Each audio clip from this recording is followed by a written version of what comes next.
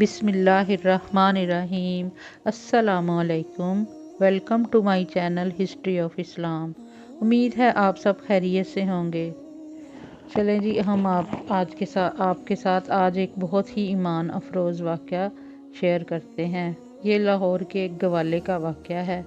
लाहौर का एक गवाला था जिसे हज करने का बहुत शौक़ था। वो नौजवान था। जब लोग हज करके वापस आते, गवाला उनसे सफ़र हज के अहवाल पूछता। अब तो हज के दिनों में उसने पूछना शुरू कर दिया कि लोग हज पर कैसे जाते हैं। किसी ने उसे कह दिया कि कराची से। चुनाचा उसने पूछना शुरू कर दिया कि कराची कैसे जाते हैं। किसी ने कहा कि पहले स्टेशन जाओ और फिर वहाँ से कराची जाना। लिहाजा उसने कहना शुरू कर दिया, कोई तो मुझे स्टेशन ले जाए। अब किसी न किसी तरह वो किसी दिन स्टेशन पर पहुँच गया। अब वो स्टेशन पर मारा मारा फिरता रहा। उसे यूं फिरता हुआ देखकर वहाँ का एक गार्ड ने उससे एक दिन कहा, अपने पास बुलाया और कहा, चलो मैंने तुम्हारा कराची जाने का बंदोबस्त कर दिया है। इस तरह वो कराची पहुँच गया। अब उसने लोगों से पूछा, यहाँ से हज पर कैसे जाते हैं। किसी ने उसे बहरी जहाज़ की पोर्ट का बता दिया। अब वो यहाँ मारा मारा फिरता रहा।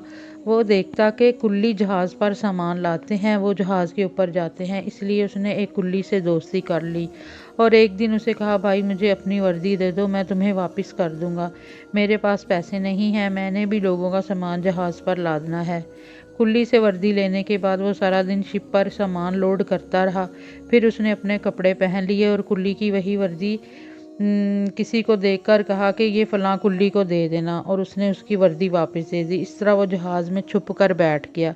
अब लोग तो आराम से अपने बिस्तरों में आराम करते, वो कुल्ली बेसरो सामानी के साथ अपना सफ़र जारी रखे हुए था। अब जब शिप जद्दा पहुंच गया, उसने जहाज़ के ऊपर से जद्दा देखा और जहाज़ में एक आदमी के साथ उसकी दोस्ती भी काफ़ी हो गई थी। उसने उसके सामने ही समुंदर में छलांग लगा दी। वो भागकर उसे देखने आया, मगर उस वक्त तक वो नौजवान समुंदर में डूब चुका था। उस आदमी को बहुत दुख हुआ। अब जब वो आदमी तवाफ काबा कर रहा था तो उसे वही नौजवान नज़र आया जो पानी में डूब गया था। उसने चौंक कर कहा, आप तो समुंदर में डूब गए थे ना। नौजवान ने जवाब दिया, आप मेरे साथ चलिए, मैं आपको सारी बात बताता हूँ। वो दोनों हरम शरीफ से बाहर आए तो बाहर रोड पर एक गाड़ी में मौजूद ड्राइवर उनका इंतज़ार कर रहा था। वो दोनों गाड़ी में बैठे और नहायत आलीशान घर में आ गए। नौजवान अभी भी उस आदमी ने नौजवान से पूछा, ये क्या मामला है। नौजवान ने अपने नौकरों को कहा, ये हमारे मेहमान हैं, इनके खाने का इंतज़ाम किया जाए। हम दोनों ने सैर होकर खाना खाया। मुझे अब भी अपने सवालों का जवाब नहीं मिला था। चाय पीने के बाद नौजवान ने कहा, उस दिन शिप में मैंने खुद छलांग लगाई थी और ये अल्फाज बोले थे, ए अल्लाह ताला, मैंने अपने आप को तेरे हवाले किया। ये कहकर मैंने छलांग लगा दी। तैरना तो मुझे आता ही नहीं था, हाथ पांव मारता रहा और नीम बेहोश सा हो गया। फिर जब मुझे होश आया तो साहिल किनारे मैंने अपने आप को पाया। साहिल समुंदर पर चारों इतराफ लोहे का एक जंगला लगा हुआ था। तहज्जुद का वक्त था।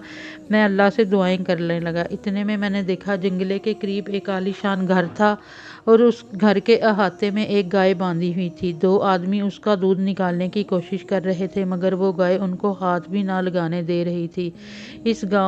मैं जंगले के पास गया और इशारे से कहा कि मैं इसका दूध निकाल देता हूँ। वो तो दोनों अरबी थे, अरबी ज़ुबान समझते थे, लेकिन मेरा इशारा समझ गए और वो फ़ौरन अपने मालिक के पास गए और मेरी सारी बात बताई। वो मालिक उस पोर्ट का डायरेक्टर था। उसने उनको एक चाबी दी और कहा कि उस आदमी को ले आओ। जब मैं अंदर गया तो मैंने उस गाय को प्यार किया। वो मेरी तरफ मायूस होकर देखने लगी। मैंने बर्तन मंगवाया और गाय का दूध निकालने लगा। मैंने उसका तकरीबन 10 किलो के करीब दूध निकाल दिया। अब ये देखकर उस डायरेक्टर की बीवी तो बहुत खुश हुई, क्योंकि डॉक्टर ने, उनका एक ही बेटा था, उसको ये बताया हुआ था, हदायत की थी कि बच्चे को सिर्फ गाय का दूध पिलाया जाए। मैंने गाय का दूध निकाला तो वो बहुत खुश हुए। आज उस डायरेक्टर की बीवी कहने लगी, आज मेरा बेटा सारा दिन दूध पिएगा।